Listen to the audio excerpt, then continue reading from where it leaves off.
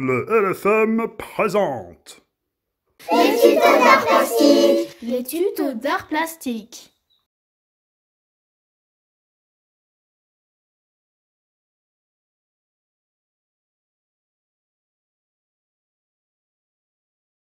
Bonjour les artistes. Alors, vous avez commencé à travailler sur une application qui s'appelle Stop Motion Studio, qu'on trouve sous Android ou Apple, et vous avez fait des petits exercices grâce au PDF que je vous ai envoyé. Ces exercices vous ont permis de comprendre un certain nombre de principes de base, et le premier principe, c'est déjà celui de s'installer confortablement et de manière très stable. Alors à la verticale, comme ici, je vous avais montré, avec des moyens rudimentaires, mais simplement il ne faut pas que ça bouge. Le téléphone ne doit pas bouger. En revanche, les petits éléments comme ceux-ci qui m'ont permis de faire une animation que vous deviez essayer de réaliser aussi de flexibilité, ce qui n'est pas facile, ceux-là, évidemment, ils bougent image par image. À l'horizontale, comme c'est le cas ici sur ce petit bureau, une orange, un bout de chiffon, il faut de la même manière que les choses soient bien stabilisées, si vous voulez que la magie opère et qu'on ait vraiment le sentiment que ça puisse paraître réel. Bon alors voilà, c'est seulement une fois que vous êtes bien calé, que vous avez mis la lumière, voilà ici, qui va faire des ombres mais qu'on va garder tout le temps identique. Il ne faut pas qu'il y ait de variation de lumière entre deux photographies. L'appareil photo qui est calé pour que vous puissiez appuyer sur le bouton sans que ça bouge sans arrêt. Il faut que ici ça soit stable, le sol soit stable.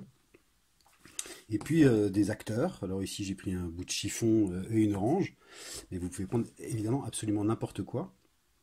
Des choses articulées, des petits personnages, des matériaux, du sable, de la terre, du bois, absolument tout ce que vous voulez, des objets petits, des objets plus grands. Alors, l'idée c'est de faire des mouvements fluides. Donc si vous avez expérimenté correctement, vous devriez petit à petit avoir découvert à quel rythme il faut prendre des images pour qu'on ait le sentiment que la magie opère et que image par image, photo par photo, donc en stop motion, on ait le sentiment que les choses sont réelles, alors que tout est évidemment fabriqué. Alors donc si moi je vais commencer à faire des séries d'images là, il faut prendre son temps. Donc j'ai réglé à 15 images par seconde, et parfois vous avez fait des essais qui sont beaucoup trop rapides. Donc il faut prendre le temps de faire avancer les choses. Et vous vous rappelez que ici on a la peau d'oignon. Hop là. Voilà. La peau d'oignon qui va permettre de vérifier qu'on est effectivement bon entre deux prises, qu'il n'y a pas d'écart trop gros. Donc là si je fais avancer un morceau de tissu, là je le fais avancer comme s'il glissait sur lui-même. Ensuite je peux également me servir de mes deux mains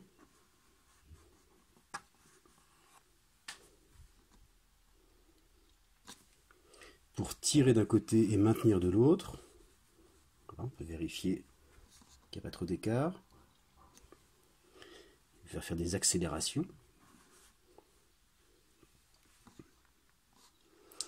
Ou, comme je l'ai décrit dans le principe de l'élasticité ou de la flexibilité, c'est la possibilité, quand on arrive à la fin d'une action, voilà, je vais le faire, comme s'il arrivait à la fin ici, comme vous dans la vraie vie, si là c'est le point d'arrivée, quand vous arrivez à destination, j'ai envie de dire, quand vous courez par exemple, vous allez avancer un tout petit peu plus, comme cela, voilà, de 2-3 photos. Et puis vous allez revenir sur vos pas légèrement. Si vous courez vers un point et que vous voulez vous arrêter, vous arrêtez pas net. Vous arrêtez, hop, vous faites un petit peu vers l'avant et hop, vous reculez un petit peu. Et c'est ça le mouvement naturel. Voilà, donc là j'ai avancé et reculé. Et une fois que je suis à mon point d'arrivée, seulement là, je peux faire une série, voilà, de 6-7 photos pour faire une pause. Alors voyons voir ce que ça donne. Voilà. Donc de la même manière, si vous voulez avoir des déplacements verticaux, c'est-à-dire des choses voilà, qui tombent par exemple, des déplacements horizontaux, des déplacements circulaires, des déplacements verticaux, il va falloir exagérer les mouvements. C'est le principe en général de l'animation, on essaye d'exagérer. Alors, je vais prendre d'abord des photos hors champ, c'est-à-dire le tissu, là on ne le voit pas. Je vais prendre quelques photos, histoire que notre œil s'habitue à cette situation initiale. Et puis petit à petit, là voilà, je vais faire apparaître le tissu, assez vite parce qu'il tombe. Donc là il y a des écarts un peu forts. Voilà, j'ai pas mis la peau d'oignon. Voilà. Comme ça je me rends compte que les écarts sont à peu près identiques. Et là ça va vite. Il ne faut pas qu'on voit ma main dans le champ. Hein.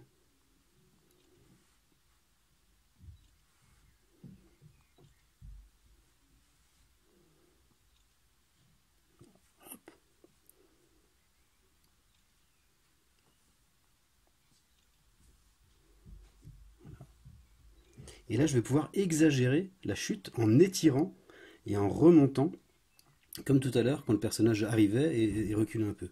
Donc je vais l'écraser un peu. Je vais l'étirer un peu.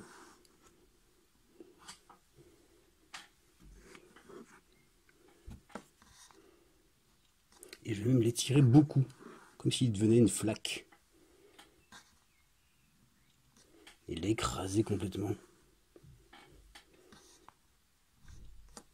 Et encore.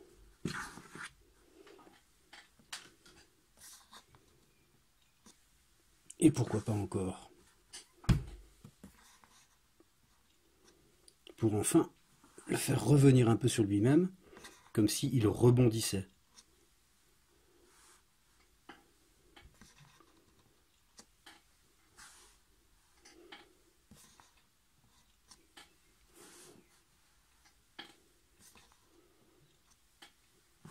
Quand on rebondit, des fois on rebondit plusieurs fois, toum, toum, toum. Donc à des rythmes différents. Je vais le faire rebondir, un mouvement dans un sens, un mouvement dans l'autre.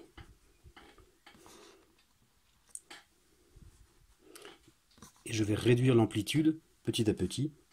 Il va remonter, mais moins haut.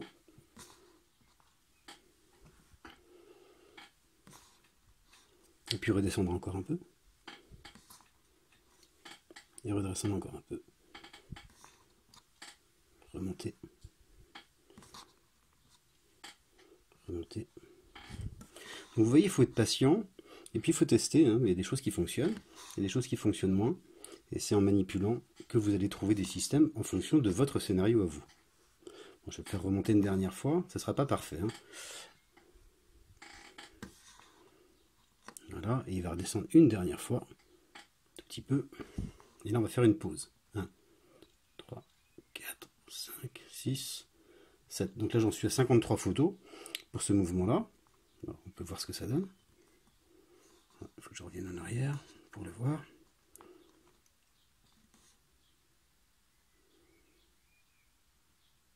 Voilà, donc c'est pas parfait, mais on voit l'élasticité et le rebond au moment de la chute.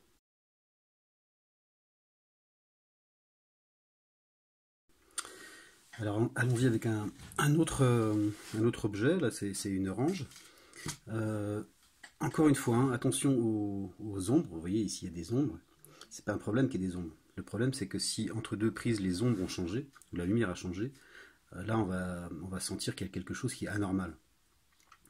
Alors, allons-y pour l'apparition d'une orange. Même chose, je commence par peut-être plusieurs photos, quoique là j'aurais pu m'en passer. Et je vais faire apparaître une orange très rapidement, donc on peut refaire la mise au point entre deux si nécessaire. C'est-à-dire qu'elle va arriver comme une folle, donc elle va avancer très très vite, et en tournant sur elle-même. J'ai pas remis la peau d'oignon. Hop, donc elle va faire un quart de tour carrément. Elle va s'éloigner très rapidement, donc on va la voir passer à peine, tellement ça va aller vite.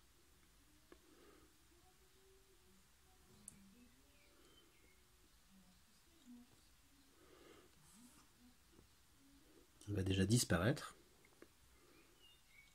Donc ça va être comme une fusée. Hein.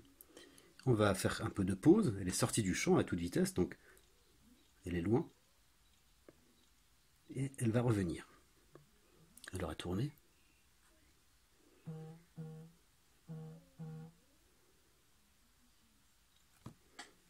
Et peut-être un peu moins vite maintenant.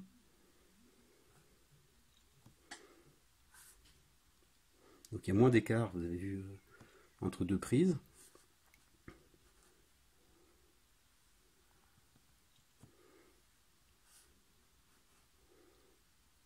Elle va revenir un peu vers nous.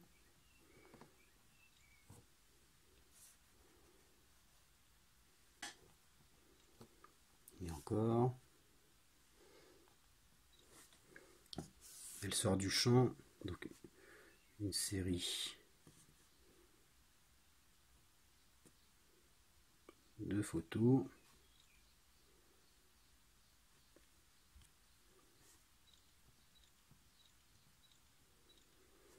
Et elle va revenir beaucoup plus lentement. Je vais laisser encore plus de temps là.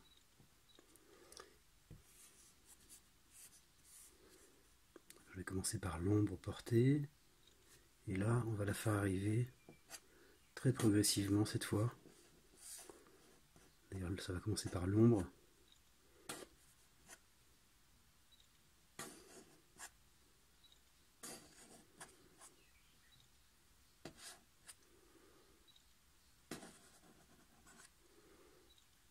On voit seulement maintenant l'orange arriver. Et là, on va la faire vraiment ralentir.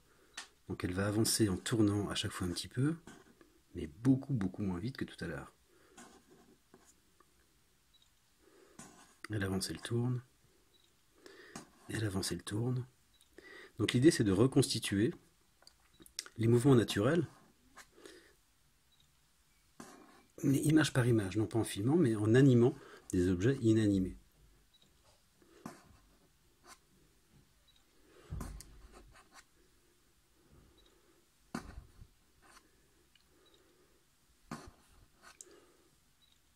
Alors même si c'est une orange ou un morceau de tissu, si on veut qu'il se passe quelque chose d'intéressant et de très surprenant, finalement il faut les animer comme si c'était des mouvements presque humains ou animaux. Il faut qu'on ait le sentiment que ces objets, ces fruits, sont habités. Sont habités d'une vie et d'un mouvement. Que le mouvement, vu qu'on est sur Terre, et qu'on est des humains, on a une vision et un cerveau d'humain, on les perçoit en tant que mouvement humain. Donc il faut arriver à reconstituer les mouvements qu'on a l'habitude de voir dans la vraie vie, et encore une fois, probablement en les exagérant. Bon, là je fais rapide, et on va s'arrêter. Encore une fois, ça sera en cours de fabrication. Vous avez le temps d'aller beaucoup plus loin.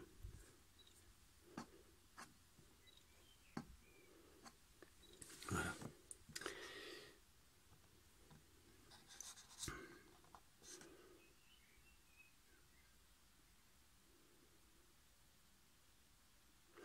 Donc voilà, il faut manipuler, tenter, essayer, jouer avec le champ, le hors-champ, le cadrage, c'est-à-dire s'approcher plus ou moins de la caméra, la voir en gros plan ou de manière éloignée.